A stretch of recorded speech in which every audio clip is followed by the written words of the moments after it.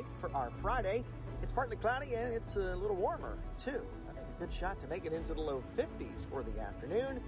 And then we'll chill it back down. 40s over the weekend, but a big warm-up on the way likely by next week. That's exciting. That's your forecast. From the Serve Pickleball and Kitchen, I'm WSIC meteorologist Chase Myers. Looking for an upscale night out? Welcome to VIN 110 in Cornelius, Lake Norman's destination for great drinks, great vibes, and live music. With over 500 whiskeys, 100 wines, a full cocktail list, and small play kitchen, we built something special. Enjoy live music every Thursday, Friday, Saturday, monthly comedy nights, and curated wine and whiskey tastings. VIN 110, where your night becomes the main event. Find us at 19712 1 Norman Boulevard, Suite 110 in Cornelius. The following is a paid program and does not necessarily reflect the views of WSIC. Ladies and gentlemen, the journey for focus, clarity, and mental mastery is about to begin. Live from WSIC Studios on the shores of Lake Norman, the show that gives you the tools to think sharper, sleep deeper, manage stress, and unlock your full mental potential. This is Your Brain Matters. And now, with over 30 years of brain science, more than 70,000 brain analyses, bringing neuroscience to everyday life, here's your host, Dr. Tim Royer. Welcome, welcome, welcome. Here we are, Your Brain Matters, and she's back, people. You all are saying, thank the Lord that Amy's back, because Doc just went on and on last week. I knew you had it in you. Oh, it was so tough. You were probably so tough. ready to own the entire time. I thought, oh, this will be great. I get all the time to myself. And less interruptions. I realized I'm just like the eye candy. No. You're the brains behind this operation. You know what I'm saying? What the heck? Okay, eye candy. Eye candy. Okay. So as you guys remember from last week, Amy was gone with us because she was up taking care of her dad, who unfortunately passed on Saturday. And we're both very, very sad, but we're also kind of, you know, we feel like we've helped him get across the finish line. Amy's committed so many of the last days from the last 3 years to help him. And yes. What is your thoughts about that journey? My thoughts are a lot about peace, both his peace, but also my peace, in knowing we were so fortunate to be able to take care of my mom and dad in the last years. Really, they lived near us for the last 10 years, so just really being involved in their lives, I gained so much from that. Yeah. And it was a pleasure to take care of each of them to their end. I will miss him. Yes. I will also miss my mom, who we lost in September. But I have so much of them in me, as you know. And also just my kids carry so much memories of them both and individually. And something I did not anticipate was just really enjoying my dad's last 4 months while my mom was gone. Yeah. Because so much of my dad was who he was with my mom. Right. And he had some extra things to show me in the last 4 months of just kind of who he is individually, as I had never known him alone, because I'd had both of them my whole life. So that was very special. And man, I know it sounds trite, but like Your Brain Matters kept coming into my mind. Because as a nurse, like I'm watching my dad, and the dying process is really something to stop and respect. Right. And it's so driven by the brain. And because of my education, like I knew as I watched him, like kind of where we were going and how it was going to play out. And it's all the brain. I mean, and then I would say to myself, like, Aim, your brain matters. Like you have to be sharp. You have to know exactly what you're doing. Because I was able to take care of him the last 4 days. So it was up to me to make sure he had everything, all his needs met, you know? So I was like setting an alarm for myself in the night, getting up, checking things just like back in the nursing days. So my brain needed to be sharp and it needed to matter. So, it was just a lot going on, but you can never get too far from the brain being central to everything. And I really appreciated that. My brain was able to work for me, help me through that situation. Right. My dad's brain did what it needed to do to get through that situation. And it's just a lot to respect about life and the brain and all that, in my belief, all that God gives us. Yeah, definitely. And watching the whole breathing process, like we start with that first breath and just kind of watching like what's going to be that last breath and how that kind of drove everything. And we take it so for granted. Yeah. And it's right there. Yeah. And this situation with him being 90 plus and having had Parkinson's for over 10 years, you know, this was something expected. And so this was a peaceful end to something that, you know, had been very difficult. And so I felt relief that he had accomplished his lifespan. Yeah. If you all out there want to read something super inspiring, look up Dr. Joseph DeCook, DeCook, his obituary, where one of his sons, both sons, did some work and put together a pretty extensive one, putting together his history, which is just, this guy just changed the world. I mean, he made such a huge impact, and would encourage you. You'll find that online if you just look that up. So we have a few more minutes left here. Just a couple announcements.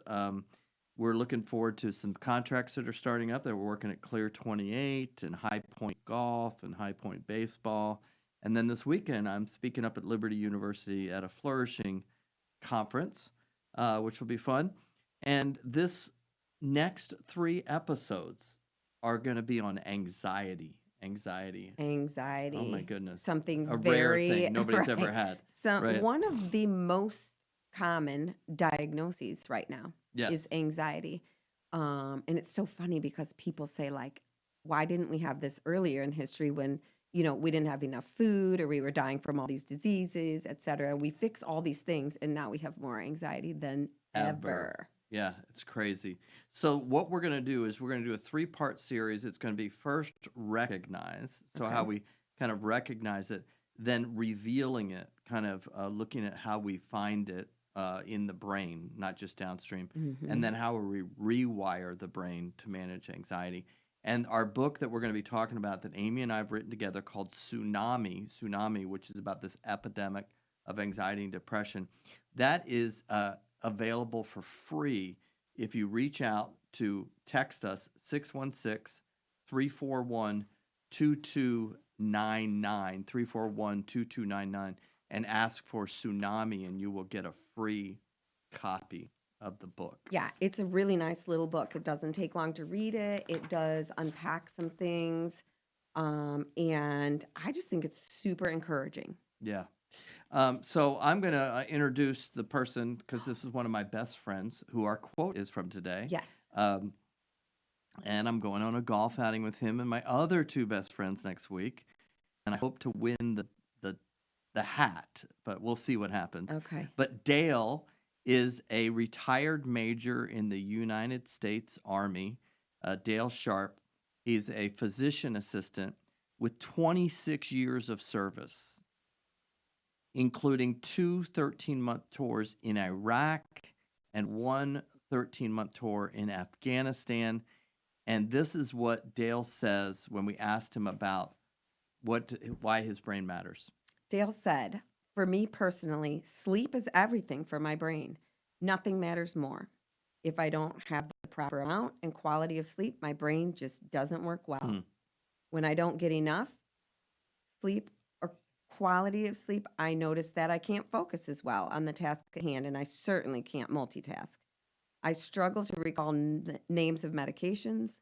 I can't calculate math as quickly, and it even seems to affect my mood and makes me feel more anxious." Okay, Dale, thanks for leading us in. Here we go.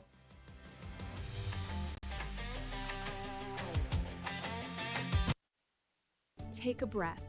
Let your brain reset. We'll be right back with Dr. Tim Royer on Your Brain Matters. WSIC, local, starts here. Well, partly cloudy skies. We'll go through the rest of the evening. Overnight temperatures get cold again as we fall off down into the mid-20s around the lake for our Friday. It's partly cloudy and it's a little warmer, too. I think a good shot to make it into the low 50s for the afternoon. And then we'll chill it back down. 40s over the weekend, but a big warm-up on the way likely by next week. That's exciting. That's your forecast. From the Surf Pickleball and Kitchen, I'm WSIC meteorologist Chase Myers. Harness the healing power of horses. With the amazing staff at Willow Equine in Mooresville, we create a supportive environment conducive to healing and growth, dedicated to self-discovery and overcoming adversity. There's a program for you at willowequine.com. Here's your WSIC community calendar. Valentine's Day is officially on the horizon. Which means it's time to start planning, whether that's date night, girls' night, or just treating yourself. Exactly. Let's take a look at what's coming up around Lake Norman.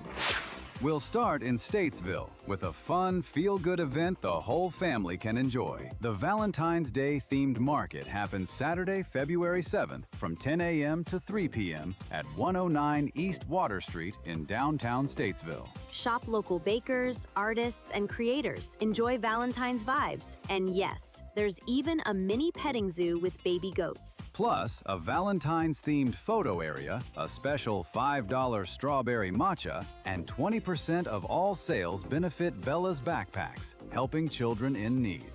If you're looking for a Valentine's weekend date that's a little more mysterious, the Murder Mystery Dinner featuring Sigmund Theatrical takes place February 13th and 14th at 7 p.m. This fully interactive experience turns a museum setting into a living whodunit, where guests become detectives, uncovering clues hidden among priceless artifacts and marble halls. It's elegant, suspenseful, and perfect for couples or friends who want something different this Valentine's weekend. Find tickets and full details at mooresvilleevents.com/OurTownStage. Looking ahead to Galentine's Day? Grab your besties and your biggest tote. Ella Blue is hosting a Galentine's shopping event, Friday, February 13th from 4 to 6 p.m. at 221 Griffith Street in Davidson, featuring boutique shopping, fun finds, and the perfect excuse to celebrate with friends. For even more Valentine's events, local happenings, and community news, visit liveworkplaylkn.com today. That's liveworkplaylkn.com. We're back with more ways to understand the most powerful computer you'll ever own. Your Brain. Your Brain Matters, hosted by Dr. Tim Royer, only on WSIC. Local starts here.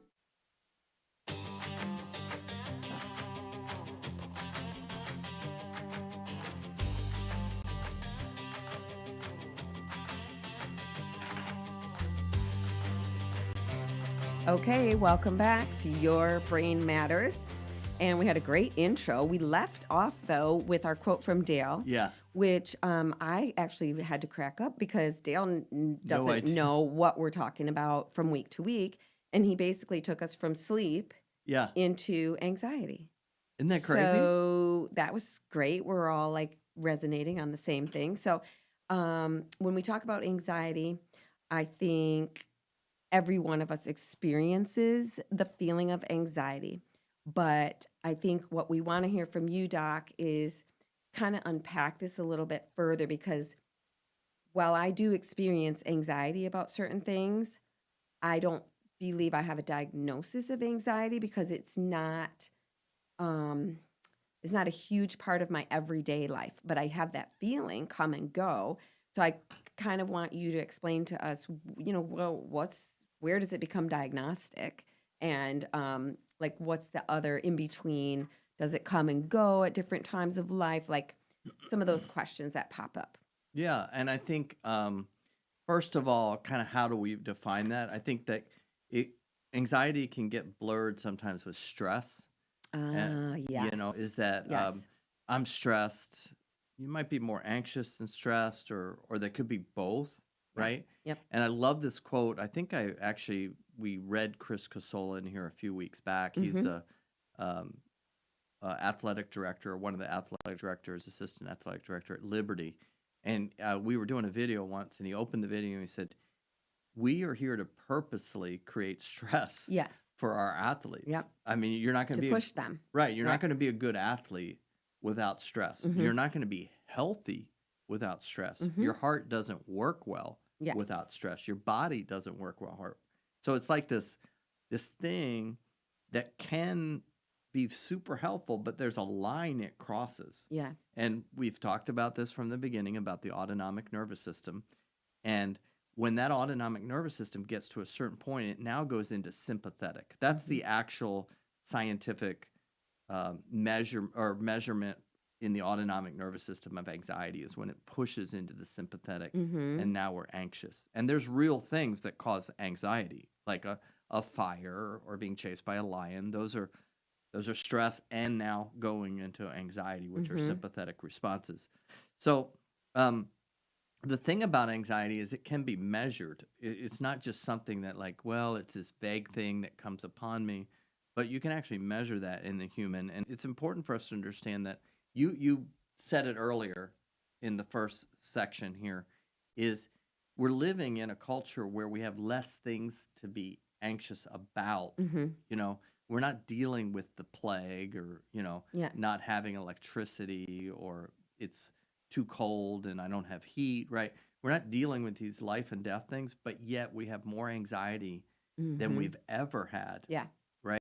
Yeah. And currently it's about 30% of adults. So almost 1 in 3 will experience some type of anxiety disorder. So that's pretty big, because you're saying a diagnostic thing, Yes. anxiety disorder, not just a feeling of anxiety.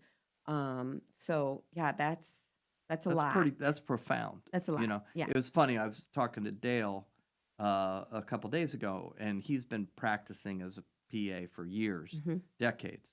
And I said, what are the most common things you see? And within the first 2 or 3, it's like anxiety. Now he's working in the medical field, right? Yes. You're thinking it's something else, but anxiety comes right into his office every day, right? And I think if you ask most physicians out there, medical people, they'd say, yeah, we're dealing with anxiety or something with an anxiety overlay. In children and adolescents, 1 in 5 will struggle with significant anxiety. That's a lot in a kid who doesn't have to balance a checkbook. They don't have to pay the mortgage. They don't have to invest in their future. They're just kind of living life. Yeah. And they're 1 in 5. And so the big things is when this anxiety gets elevated, it affects our sleep, it affects our attention, our emotional functioning, and then our performance can become inconsistent because this anxiety creates this other layer many layers that then impact how we function, right? An emotion can actually change how well I can perform at my job, right? Yeah. So it feels like you're talking about a difference between fear versus anxiety. Like, for example, kids can fear things and I can fear things, but anxiety is going to impede a natural response. Like, you're not going to be able to function in the way that you would be expecting to function. So, like, a child could be anxious to be in the dark, like in their bedroom at nighttime. They might be crying, not just because they don't want to go to bed, but they could be anxious about the darkness. Right. And some of that's developmental because it's so unknown. If I'm 25 years old and I'm crying in the dark because I'm anxious, then there's probably something that's related to some type of trauma or unresolved past issue that's coming up, because I understand the unknown more, or it isn't unknown. And so then that takes you into kind of like when things go from just normal everyday functioning to now they're a disorder. So a few of those disorders that we want to think about when we look in the class of anxiety disorders is you've got post PTSD. So when somebody's been traumatized and then their nervous system in that trauma tries to protect them by going into a sympathetic state. But once the trauma's over, their nervous system is now stuck in this locked state. That's really what PTSD is. And then you have generalized anxiety disorder, which is a diagnosis where a person's just anxious in all kinds of situations. They just, it's a pervasive thing. And when the anxiety starts to create disruption in everyday living or avoidance of tasks or, again, inconsistent performance, now that anxiety's gone from just a natural human emotion to an emotion that's disrupting things. So in generalized anxiety disorder, you will see that. Another disorder would be obsessive compulsive disorder, which that might seem a little bit removed from just regular anxiety, but what drives the OCD is anxiety underneath. Yeah. Yeah. Um, I can definitely you see, vibe with that. yeah, and so then you have phobias. So you have people that avoid things like elevators or crowded situations like agoraphobia. You have these phobias that come where the anxiety is now literally altering their behavioral functioning and what they're doing. Like they cannot leave the house without going back and checking the doorknobs, or they're locked, and they're kind of, always stuck in things, or counting lights. And, these things are brought on by anxiety. And then you have this thing it's part of the category, but it's panic attacks. And so that's when somebody actually, their nervous system has elevated so much into sympathetic because of the anxiety that now they feel like their heart's racing, like they're having a heart attack, or they can't breathe, or they're in this fight-flight state. That can occur across these various disorders. So it's kind of a character trait that can happen, or a trait that can happen inside of phobia, or inside generalized anxiety, or inside OCD, or inside PTSD, but it's a display of the anxiety where it actually overtakes your physiological functioning. Wow. I feel like you told me once before, as far as the diagnostic manual, Yeah. like this area in the diagnostic manual has just exploded, where it used to Big be time. there's a diagnosis of anxiety. Now it's like many diagnoses, but they all go back to the same core. And if we were able to look upstream, we would be looking for the same thing underneath all of these things. Yeah, I think I'm glad you brought us back there. Okay. Like, we want to be careful not to just be looking downstream at behaviors. We need to look upstream to thoughts and feelings, but then we got to go even further upstream. You're doing a disservice if you're not looking at physiologically what's going on with breathing, heart rate variability, vagus nerve, brain functioning. And the ultimate is neurological. We got to get up and look at the actual EEG activity in the brain, because that's right. In every one of these disorders, there's measurable components upstream that can keep this from just being a vague, kind of squishy, subjective ball. And a lot of times, that's what makes anxiety even worse, is you can't get your hands around it. Yeah. It comes out of the blue. That's a characteristic of panic attacks sometimes, is and that unknown, just like the child in the dark, that unknown elevates that anxiety. And so you can't just stay downstream in behaviors and emotions and thoughts. You need to go upstream and measure this physiologically. And we'll learn about this in the next episode, or the third episode, where we rewire how we systematically desensitize the nervous system to these different things or triggers that cause the anxiety. When you were talking about all those different diagnoses, I thought of a quote that I have on my phone, and I've been repeating this to myself all week. So this quote says, "Instead of always trying to pull people out of the river, why don't we go upstream and find out why they're falling in?" Oh my gosh. I absolutely I love this. love that Where did you quote. find this? It was in an email. Somebody who puts that at the bottom of their email, and I really like this person too. So I just think that's genius. And especially in this topic that we're talking about, let's go and find out why they're falling in Exactly. in the first place. Yeah. And how do we, as we're gonna learn in a couple episodes, how do we rewire this? But before you go rewire or do things, we have to understand what it is. What is this thing we're talking about, and how to quantify that as we move forward. Yep. Good. I love it. Let's go.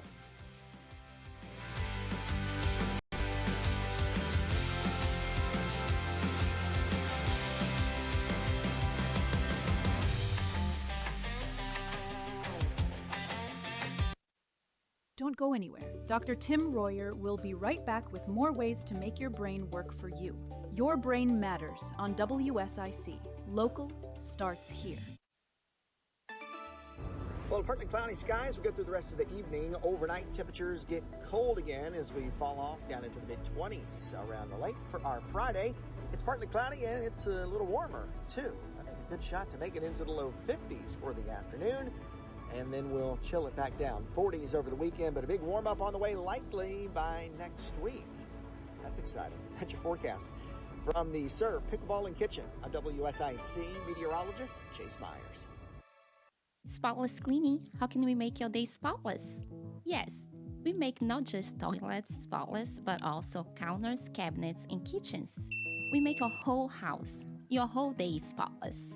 My grandparents taught me the details, not the things, make your home and your life luxurious. Yes, they raised me in Brazil. And that's why we will never charge you extra for baseboards. Let me help you be a diva a few hours a week. SpotlessCleaningNC.com. Quality Car Care is your local Toyota specialist and a licensed NC inspection station. Plus, find a huge selection of quality pre-owned cars at QualityCarCareStatesville.com or call 704-871-2535. Keep winter cold outside with propane heat from GMB Energy. We provide cost-effective propane to cook meals and heat your home and water, even when the power goes out. For a limited time, save big with rebates, like up to $350 on Cozy Heat fireplaces and up to $450 on select Rinnai tankless water heaters. Visit one of our 9 locations. Call 855-LPG-PROS or visit gbenergy.com. GMB Energy, family-owned and NC Grow. When words fall short, flowers say everything. Petal Perfections is Lake Norman's go-to florist for custom, romantic designs made with heart. Mention this ad for 10% off. Drop by our shop at 2785 Charlotte Highway in Mooresville or visit petalperfections.com and feel the love. Every day you listen to the news, but how is that news affecting your financial world? Things like your retirement and your kids' college fund? You need someone who can help you work towards your goals, someone to help you move forward in these times of change. Call Eileen Stoner at Morgan Stanley. Eileen has 28 years of experience as a financial advisor, and she's right here in Cornelius, North Carolina. To make an appointment with Eileen Stoner, call 704-896-9138. Morgan Stanley Smith Barney, LLC. Member SIPC. Order up. The Serve Pickleball Plus Kitchen in Cornelius is where sport and food are paired perfectly with philanthropy. Come play, dine, celebrate, and connect. No membership required. All ages welcome. Eat, play, serve it forward. Visit theservepickleball.com. Jack Frost loves catching unprepared homes. A furnace that sputters, a heat pump that strains, it's his playground. Beat him to it with a fall maintenance check from Horn Heating and Air Conditioning. Fall into the season of ah. Visit hornhvac.com, where your comfort is our business. The Ugly Antenna has now become a household name in this area. The Ugly Antenna allows those without a streaming provider to receive up to 50 channels absolutely free of charge, including Fox 46.1. The Ugly Antenna is small and connects directly to your TV. Get the Ugly Antenna for just $40. Call 704-682-1755. That's 704-682-1755 for the Ugly Antenna. Don't miss a thing. Download the WSIC News app today. WSIC. Local starts here. This is a Bloomberg Money Minute. Bitcoin's price continues its decline, dropping below $65,000. Bitcoin has lost nearly half its value since hitting a record high in October. Companies like Coinbase and Robinhood have been hit hard. President Trump-related crypto ventures have also declined significantly. Amazon is set to report its fourth quarter earnings after the bell. The company will then discuss results with investors an hour later. Wall Street expects Amazon to report a 21% year-over-year increase in its web services revenue to almost $35 billion.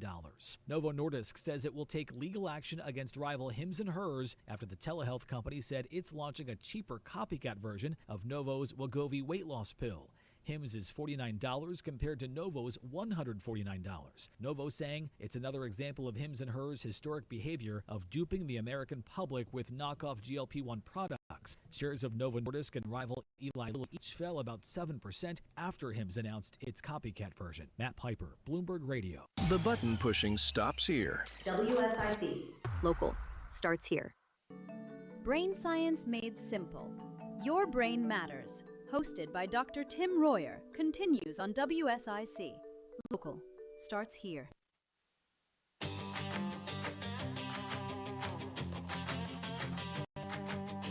Welcome back. We are continuing a great conversation about Yeah. anxiety.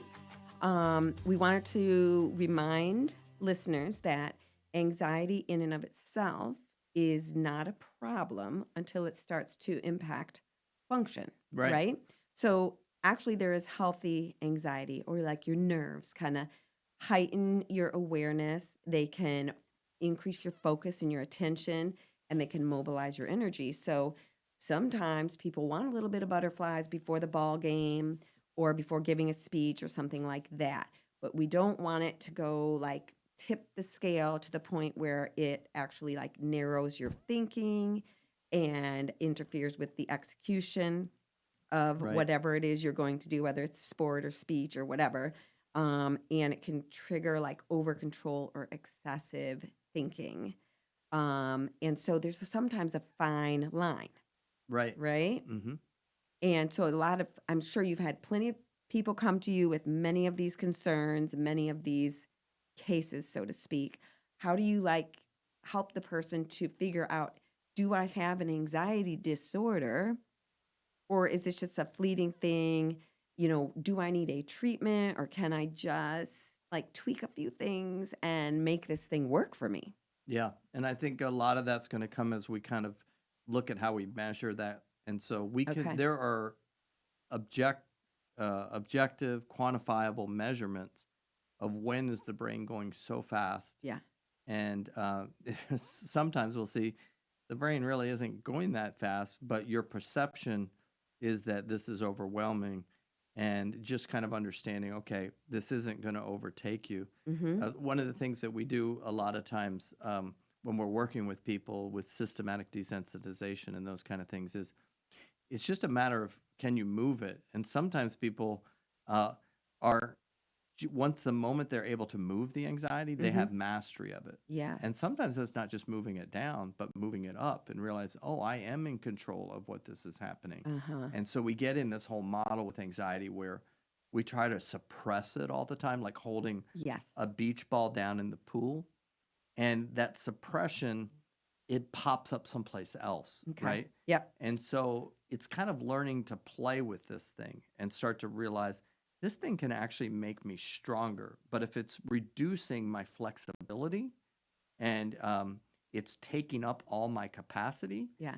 and I can't be present and I can't perform, now it's gone over the edge. And so we have to look at that. So I think we have, from our history, Yeah. we're going to pick on Amy,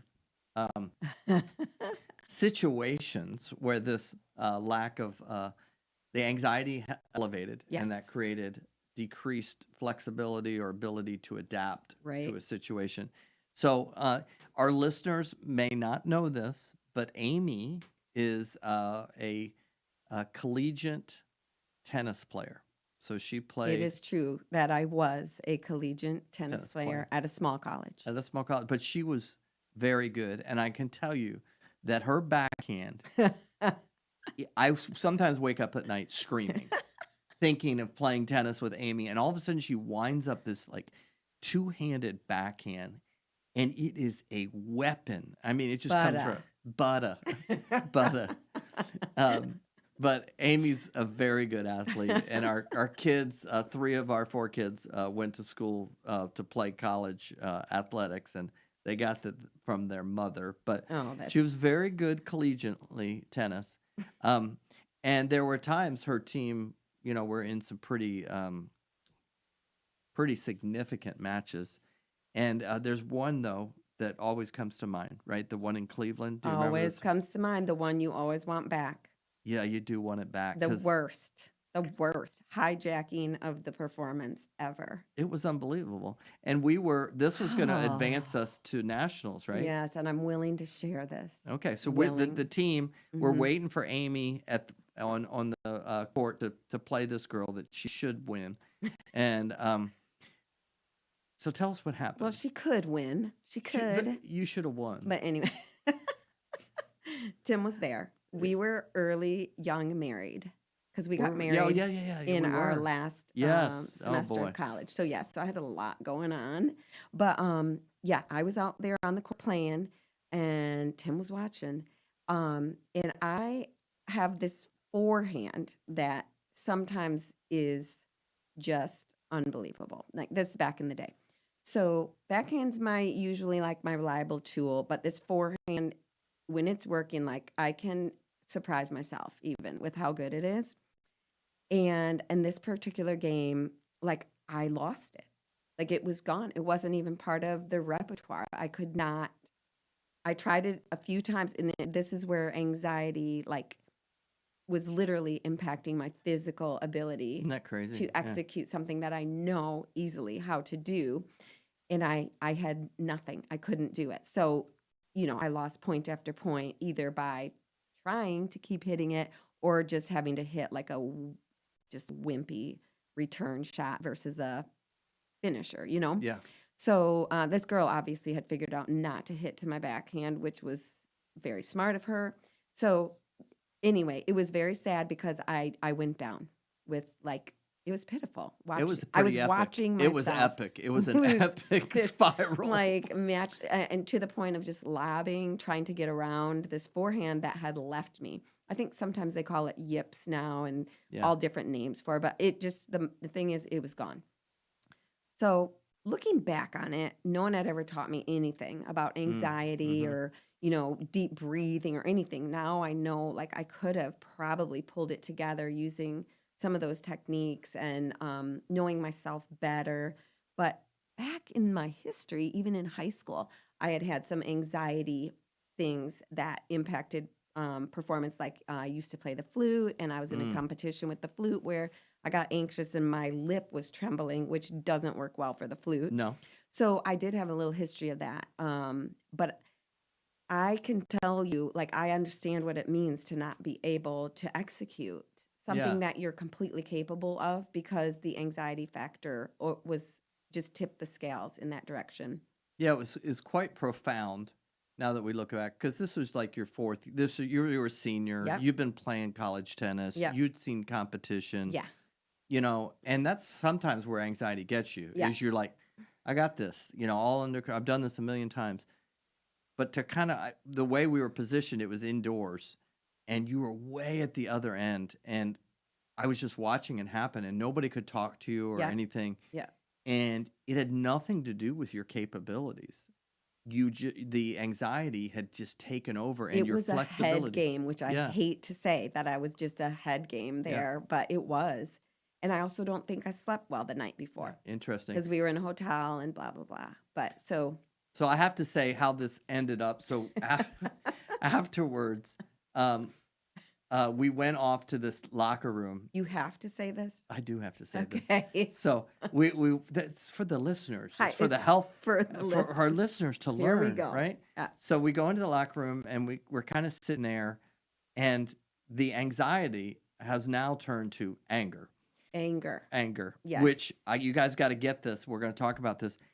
A lot of times, anger is really a secondary emotion to anxiety. Let me say that again. A lot of times, anger, irritability is a secondary emotion to anxiety. And a lot of times in men especially, they don't want to admit they're anxious, but they're going to have an anger problem. Okay. Or irritability. And it was so interesting.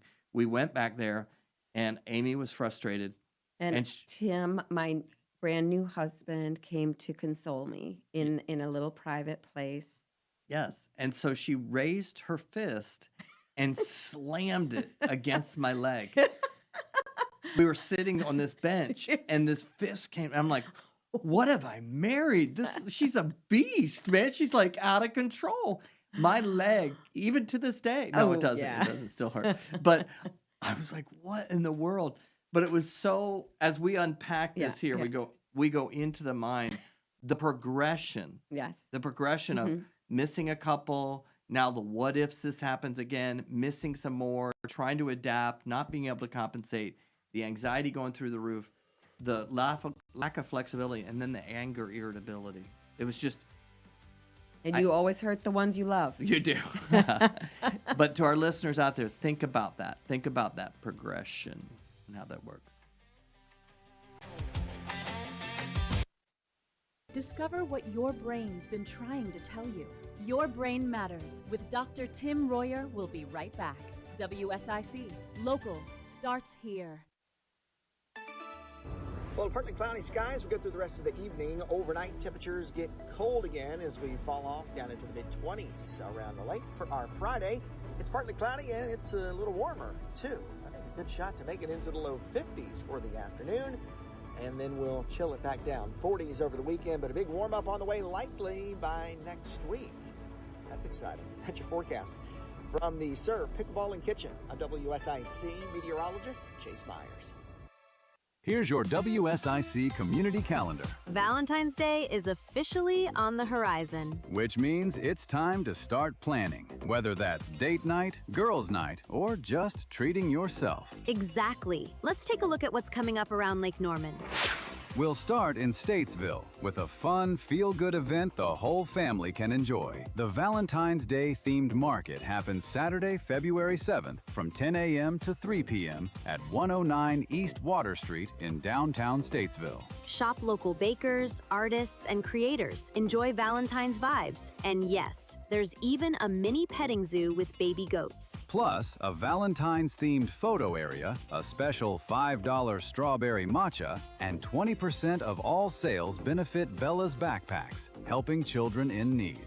If you're looking for a Valentine's weekend date that's a little more mysterious, The Murder Mystery Dinner featuring Sigmund Theatrical takes place February 13th and 14th at 7 p.m. this fully interactive experience turns a museum setting into a living whodunit where guests become detectives, uncovering clues hidden among priceless artifacts and marble halls. It's elegant, suspenseful, and perfect for couples or friends who want something different this Valentine's weekend. Find tickets and full details at mooresvilleevents.com/ourtownstage. Looking ahead to Galentine's Day? Grab your besties and your biggest tote. Ella Blue is hosting a Galentine's shopping event Friday, February 13th from 4 to 6 p.m. at 221 Griffith Street in Davidson, featuring boutique shopping, fun finds, and the perfect excuse to celebrate with friends. For even more Valentine's events, local happenings, and community news, Visit liveworkplaylkn.com today. that's liveworkplaylkn.com. I'm alpine skier Michaela Schifrin. I've won the most World Cup ski races in history. But what does success mean to me? Success means discipline. It's teamwork. It's the drive and passion inside of us, and it's why Stifel is one of the fastest growing global wealth management firms in the country. If you're looking for success, surround yourself with the people who will get you there. If you're an advisor or investor, choose Stifel, where success meets success. Stifel Nicholas & Company Incorporated, member SIPC and NYSE. Past performance is no indication of future results. Investing involves risk. Consult a financial advisor before making any investment decisions. We're back with more of what your brain's been craving: balance, calm, and better thinking. Your Brain Matters with Dr. Tim Royer. WSIC Local starts here. Welcome back to Your Brain Matters. And we got to learn a lot about Amy in the last one. Yep. And I think what we learned too from that is like people are wired differently. Like I asked Doc, tell us about anxiety that you feel. And I mean, he speaks all the time and he has met all kinds of people that would make me more anxious. And that's just not a part of his makeup. But we'll talk another time about what Doc, how his anxiety experience is and what that feels like to him. And also, we have 4 kids, and we have dealt with anxiety with all of our kids because it is a natural part of life, but for different reasons and in different situations. And so learning and understanding anxiety is just something we all should take a minute and just get a little grasp of it, like one for myself, but also for if you're a parent, I mean, you have to be ready to deal with anxiety because it's just a normal part of growing up. But then trying to figure out like, hey, when is it something I need to intervene and not just like developmental or things like that. So yeah, I feel like when our kids had anxiety situations, it made me anxious because I didn't know what to do to help them. But thankfully, I married a child psychologist. So I felt that he would know how to do everything. No, not really. But he helped me understand that more. And there's just a lot of reasons why kids can have anxiety. And so we're going to talk a little bit about a case study. Yeah. And I think just to kind of close that loop that you're talking about there. Anxiety is part of normal development, Mm-hmm. and you're not, this problem is when we try to avoid it. Okay. So think of like I'm going down this path and I see this thing that I'm anxious about. Mm-hmm. Okay. And we'll talk more about this when we're talking about managing anxiety. But I see this thing that I'm anxious about, and so I kind of skirt my way around it. I go through the Sure. woods to Yep. try to avoid it and come back. Well, the next time I come down the path and I see this thing, it actually will become bigger. And so now I'm avoiding it more. Mm-hmm. And then all of a sudden, this little thing has now consumed so much of what I'm perceiving that I'm avoiding and walking around, trying to go around it. And the only way to master it is to go through it. And we're going to learn more about that Yeah. in future episode. But with children, that's kind of part of our job as Yes. parents Yep. is to teach them not to keep everything out of their world that will keep them from being anxious, because Yeah, that's the worst yeah, idea. they're not going to get stronger from that, Right. right? Like Right. every time they're anxious at night in bed, if you just keep taking them out of their bed and coming into your bed and you don't teach them how to go through that, then you're moving on to the next thing that gets displaced on. Yeah. It just keeps going and going. So we have to work on that. The case study I'm going to talk about is really representative of many, many cases. Mhm. I think our original work in the early 90s, where we looked at 1,000 ADHD kids and found out that 30% of them didn't even have ADHD, but they primarily had anxiety. That's the Yes. most common. When I look at the brain Mm-hmm. and I have somebody come in and they say, my child has ADHD, and we look at the brain, we see it's not ADHD, it's anxiety. Yeah. So I'll talk a little bit about kind of how that presents. So we're going to take this 7-year-old, Yeah. okay, Yeah. who is struggling in school, having a hard time focusing, Yeah. and the teacher mentions that to the parent. The school performance is not going the way it should. Mm-hmm. Not a lot of flexibility. Mm-hmm. There's more rigidity in the thinking, problem solving, not keeping up with the peers. And so that gets misinterpreted, that behavior, many times as, oh, he's not paying attention, he's distracted, he's not keeping up. Yes. And because people are just looking at the behaviors and not looking at the brain, you can miss a lot of times. So in this case, for this child, they did start him on ADHD meds, Yes. and all of a sudden can't sleep at night, starting to have tics, like little motor tics. Mhm. Okay, appetite's gone away. Yeah. And then a panic attack to the point that comes home from school and can't get in the door and throws a chair through the window, which is not like this child, right? Right. And so, like, what's going on there? Well, when we looked at the brain, we realized this is not a brain that needs an amphetamine. Mm-hmm. It does not need to be sped up, Yep. because the EEG shows us that the high beta waves, which are the fast sympathetic brain waves, are going too fast, Mm-hmm. and you would never want to put a stimulant in this child's brain.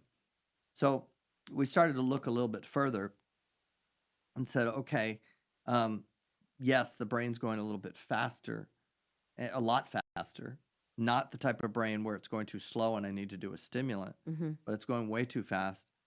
But what's causing that? So then we look a little bit deeper and see that the brain waves related to recovery or sleep, which are referred to as theta waves, that those are unusually low Mm. for the child, right? So this lack of a brake pedal.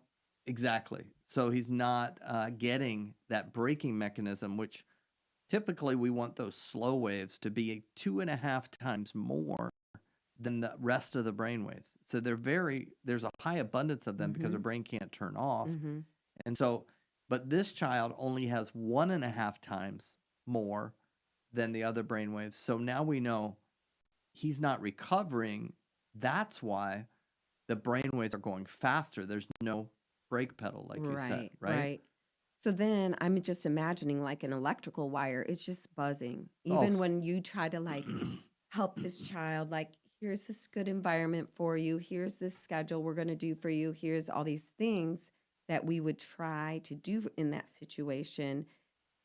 the inside of that child is not able to even accept those things because the electricity is revving. And so then what are you going to do? Right. And a lot of times what happens is if you could balance that out, Mm-hmm. the child is bright enough that he will start to take those things in. But Yeah. the brain is resistant, or the thinking is resistant to it because it's technically or essentially running from a lion. Yes. Right. Yes. So I'm not going to have a conversation about how you need to pick up your broom Yeah. when you're running from a lion. We first have to get the brain balanced. So the big question that comes up there was like, what's going on with the recovery mechanisms? Okay, the brake pedal's not Yeah. going on like we should. Yeah. The anxiety ones are up. And so then we said, okay, let's do one of our in-home sleep studies. Okay. Okay. So we send that home. It's very easy to use. It's about the size of an iPhone, these 3 stickers that go to the brain. And we measure the sleep. And sure enough, we find out there's not enough deep sleep, not enough REM. And a child that age should have a sleep efficiency, the amount of time in bed, how much of they're sleeping, should be upwards over 90%. This child's at 78%. Yeah. Okay. Yeah. So there's something off in the sleep cycle that's Mhm. tied to the anxiety. Yes. But why in the world would I give that child a stimulant that's Yeah. we know is going to disrupt sleep Right. and make his sleep efficiency worse? That is like The that's not medicine. No. Okay. And people who are putting kids on meds and not looking at the brain, I mean, that's borderline malpractice. Okay. You've got to look at the brain. Yeah, Because you get because- one brain. You get one brain. And I see these kids get pushed around. They kind of get bullied from the psychopharmaceutical side of things. Yes. Where nobody's like measuring the brain. Right, because you would say, hey, get it measured, and if it looks like that, then take that medicine. Exactly. And if I it don't have a looks problem like with that. something Yeah. else, then take a different medicine, but don't take a medicine without seeing what the brain looks like. Yeah, and that medicine, it was actually making it worse. Way worse, yes. Yeah, so there's Yep. no flexibility. Like we talked about earlier in your tennis thing, the ability to adapt, flexible, that's gone because it's tunnel vision at this point Yeah. because of Yeah. anxiety for survival, right? Mm-hmm. So it's always important that we look upstream. We look at the brain, we look at the physiology, then we can look at thoughts and feelings, and then from there we can look at behaviors. So, Aim, we're going to go into the 2-minute drill. I just want to remind everybody we have 2 more episodes on anxiety. How do we reveal it and how to rewire and get our free book, Tsunami 616-341-2299. 2-minute drill. Okay, 2-minute drill for all of us, including myself, Yes. the anxious tennis player. What we want you to do is, because everybody does have these feelings of anxiety, is notice them and try to decipher, is this an anxious feeling that could be good for me and make me stronger and make me sharper? Or is this an anxious feeling that is something like what Doc was saying, that I'm going to avoid in the road and it's just going to get bigger and become more of a menace? And so identifying that so that you can see like, hey, is this good for me or is this bad for me? Or is this becoming a diagnostic type thing? And then, guys, this is not going to be a big surprise to you, but the number one way to work with anxiety, and we'll talk about this later, is breathing. So you got to go back to the breathing, give yourself 3 minutes of deep breathing and examine what that anxiety feeling feels like. So Doc would say, give it a number, do your breathing, and then give it a number. And it. you would want to see it go from higher down to lower with just 3 minutes of breathing. So do it this week and see what you come up with. Love it. Love it. So next week, we're going to be talking about how we kind of unpack this and measure this. And once we can measure it, we can master it. Your brain matters, and your child's brain matters. All of our brains matter. Great radio doesn't end here. Catch the full episode and dive or into our archives on the WSIC News app. WSIC 105.9 FM, 100.7 FM, 1400 AM. Statesville, Lake Norman's home for local talk radio. WSIC. Local starts here.